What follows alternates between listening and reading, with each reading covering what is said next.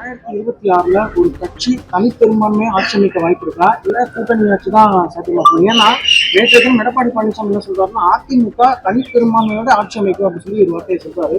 பாஜக காரங்க மட்டும்தான் கூட்டணி ஆட்சின்னு சொல்லிட்டு தான் நீங்க சொன்னீங்க. இப்போ ஒரு புதுசா அவர் வந்து தனிப்பெரும்பான்மை ஆட்சி அமைக்கும்னு சொல்லி சொல்றாரு. அது எப்படி சார் சாத்தியமா இருக்குமா?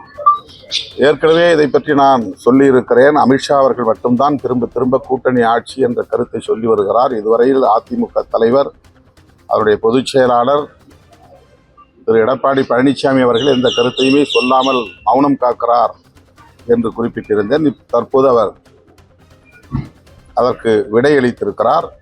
அவர் சொல்லியிருக்கிற பதில் பாஜகவுக்குத்தான் என்பதை நம்மால் புரிந்து கொள்ள முடிகிறது. கூட்டணி ஆட்சி இங்கு இல்லை, அதிமுக அதற்கு உடன்படாது என்கிற விடையை பாஜகவினருக்குத்தான் சொல்லியிருக்கிறார் என்பதை எளிதாக புரிந்து கொள்ள முடிகிறது. அதேபோல அதிமுகவை எந்த கொம்பனாலும் கபலீகரம் செய்ய முடியாது என்ற கருத்தையும் பதிவு செய்திருக்கிறார். கபலீகரம் செய்வதற்கு யார் முயற்சிக்கிறார்கள் என்பதையும் அவர் தெளிவுபடுத்த வேண்டும். அதிமுகவை திமுக தலைமையிலான கட்சிகள் கபலீகரம் செய்ய முயற்சிக்க வாய்ப்பில்லை. அப்படி ஒரு முயற்சி மேற்கொள்ளவும் முடியாது. கூட இருக்கிற கட்சிகளால் மட்டும்தான் விழுங்கி செரிக்கிற முயற்சியை மேற்கொள்ள முடியும். ஆகவே அந்த கருத்தும் பாஜகவுக்கு எதிராக அவர் சொல்லியிருக்கிறார் என்றுதான் உணர்ந்து கொள்ள முடிகிறது. எனவே பாஜகவுக்கும் அதிமுகவுக்கும் இடையிலே ஒரு இணைப்பு இருக்கிறதை தவிர பிணைப்பு இல்லை என்பதை புரிந்து கொள்ள முடிகிறது. இந்த வரப்போற தேர்தலில் பாஜக தெரிஞ்சாங்க அப்படின்னா அதிமுகவோட நீங்க ஒன்றிணைய வாய்ப்பு இருக்கா? இது யூகமான கேள்வி என்று பலமுறை சொல்லியிருக்கிறேன். அப்படி ஒரு நிலை வருகிற போது கேள்வி எழுப்புங்கள், பதில் சொல்லுகிறேன். திருப்பவனத்துல வந்து ஒரு இளைஞர் வந்து காவல்துறை விசாரணை கலைக்கப்பட்டாரு. அவர் வந்து உயிரிழந்தது நேற்று வந்து பெரிய போராட்டம் இருக்கு. அது மிகுந்த அதிர்ச்சி அளிக்கக்கூடிய ஒரு சம்பவம்.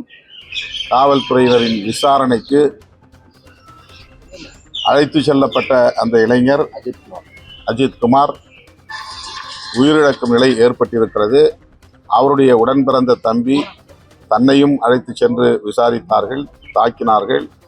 காவல்துறையினரின் தாக்குதலால் தான் எனது அண்ணன் உயிரிழக்க நேர்ந்திருக்கிறது என்று கூறியிருக்கிறார். அந்த பகுதியை சார்ந்த பொதுமக்களும் இதற்கு கடுமையான எதிர்ப்பை தெரிவித்திருக்கிறார்கள். அதிகாரிகள், அதாவது சம்பந்தப்பட்டவர்கள் இடைநீக்கம் செய்யப்பட்டிருப்பது சற்று ஆறுதலை அளிக்கிறது. அதே வேளையில் அவர்கள் மீது உரிய சட்டப்படி நடவடிக்கை எடுக்க வேண்டும், கடும் நடவடிக்கை எடுக்க வேண்டும். புலன் விசாரணையில் இப்படி உயிரிழப்பு நேர்வதை தடுப்பதற்கு தமிழ்நாடு அரசு காவல்துறையினருக்கு உரிய வழிகாட்டுதல்களை தர வேண்டும். எந்த காரணத்தை முன்னிட்டும் கஸ்டோடியல் டெத் என்பது நிகழக்கூடாது. அதை அடுத்தடுத்து சம்பவங்கள் நிகழ்கிற போது நாம் சுட்டிக்காட்டி வருகிறோம். ஆனால் இது தொடர்கதையாக நீடிக்கிறது, கவலை அளிக்கிறது. திருமாவளவனுக்கு திடீர்னு அன்புமணி மீது என்ன பாசம் அப்படின்னு சொல்லிட்டு யார் கேட்டது? அவர் வந்து அவங்க அப்பா மீது என்ன அப்படி கேட்டுக்காரா? ராமதாஸ் என்ன பாசம் அப்படின்னு அது திமுக. பாசம் என்பது ஒரு வலிமையான வார்த்தை.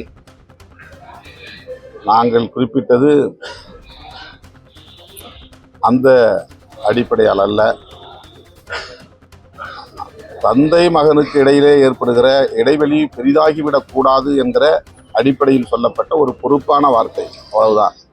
தந்தைக்கு இருக்கிற அனுபவத்தை அல்லது அவருக்கு இருக்கிற ஆளுமையை திரு அன்புமணி அவர்கள் பயன்படுத்தி கொள்ள வேண்டும் என்று சொன்னேனே தவிர வேறு எந்த நோக்கத்திலும் நான் சொல்லவில்லை. அந்த கட்சி எப்படியாவது போகட்டும் என்று நான் கருதவில்லை. அந்த கட்சியும் இங்கே எளிய மக்களுக்காக போராடுகிற கட்சி என்று நம்புவதால் அவர்களுக்கு இடையிலான இடைவெளி ஏற்பட்டுவிடக்கூடாது. அந்த இடைவெளியை பயன்படுத்தி பாசிச சக்திகள் உள்ளே நுழைந்து விடக்கூடாது. சனாதன பாசிஸ்டுகள் அதை தங்களுக்கு சாதகமாக பயன்படுத்தி கொள்ள முயற்சிக்கிறார்கள். எச்சரிக்கையாக இருங்கள். யாரோ சொல்லுவதை கேட்பதை விட தந்தை சொல்லுவதை கேளுங்கள் என்று ஒரு பொறுப்பான வார்த்தையாகத்தான் அதை குறிப்பிட்டதை தவிர பிணைப்பான வார்த்தையாக சொல்லவில்லை.